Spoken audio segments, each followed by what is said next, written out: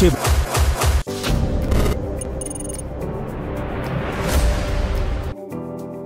বন্ধুরা, আপনারা কি কখনো ভেবে দেখেছেন ভারত উপমহাদেশের মুসলিম শাসনের ভিত্তিপ্রস্তর কে স্থাপন করেছিলেন? অনেকে সুলতান মাহমুদের কথা বললেও আসল উত্তর কিন্তু অন্য একজন। তিনি হলেন মোহাম্মদ ঘুরি।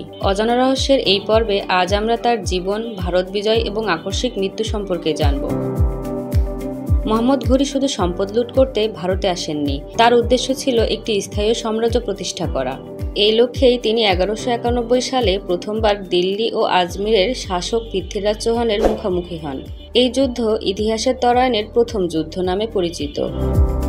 এই যুদ্ধে ঘুরি পরাজিত হন, কিন্তু এই পরাজয় তাকে দমাতে পারেননি।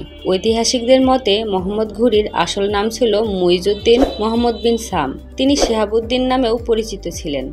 মাত্র এক বছর পর 1192 সালে তিনি আরও শক্তিশালী সৈন্যবাহিনী নিয়ে ফিরে আসেন। এটি ছিল তরায়নের দ্বিতীয় যুদ্ধ। এই যুদ্ধে পৃথ্বীরাজ চৌহান পরাজিত ও নিহত হন, যা ভারতে মুসলিম শাসনের পথ খুলে দেয়। এই জয়ের পর মোহাম্মদ ঘুরি দিল্লি এবং আজমির দখল করেন। বিজয়ের পর ঘুরি তার বিশ্বস্ত সেনাপতি কুতুবউদ্দিন আইয়ুবকে ভারতের দায়িত্ব দিয়ে নিজ রাজ্যে গজনিতে ফিরে যান। আইয়ুব তার হয়ে একের পর এক অঞ্চল জয় করতে থাকেন। 1206 সালে মোহাম্মদ ঘুরির মৃত্যুর পর আইয়ুব নিজেকে দিল্লির স্বাধীন সুলতান হিসেবে ঘোষণা করেন এবং প্রতিষ্ঠা করেন দিল্লির সুলতানি শাসন। এভাবেই ঘুরির সামরিক বিজয় আইয়ুবের হাত ধরে একটি স্থায়ী মুসলিম সাম্রাজ্য পরিণত হয়। তবে তার মৃত্যুর বিষয়টি আজও কিছুটা রহস্যময়।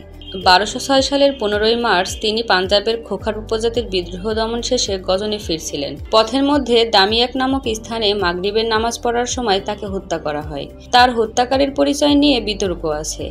কিছু ঐতিহাসিকের মতে স্থানীয় খোখার বা গাখার উপজাতি এই কাজ করেছিল। আবার কেউ কেউ বলেন তিনি ইসমাইলি সম্প্রদায়ের গুপ্তঘাতকদের হাতে নিহত হন। মোহাম্মদ ঘুরির জীবন ও কর্ম ভারত উপমহাদেশের ইতিহাসে এক গুরুত্বপূর্ণ অধ্যায়। তার সামরিক অভিযান এবং রাজনৈতিক দূরদর্শিতার ফলেই ভারতের একটি নতুন রাজনৈতিক যুগের সূচনা হয়েছিল। আশা করি ভিডিওটি আপনাদের ভালো লেগেছে। মোহাম্মদ ঘুরি সম্পর্কে আপনার কোনো মন্তব্য থাকলে তা নিচে কমেন্ট করে জানাতে পারেন। আমাদের চ্যানেল সাবস্ক্রাইব করতে ভুলবেন না।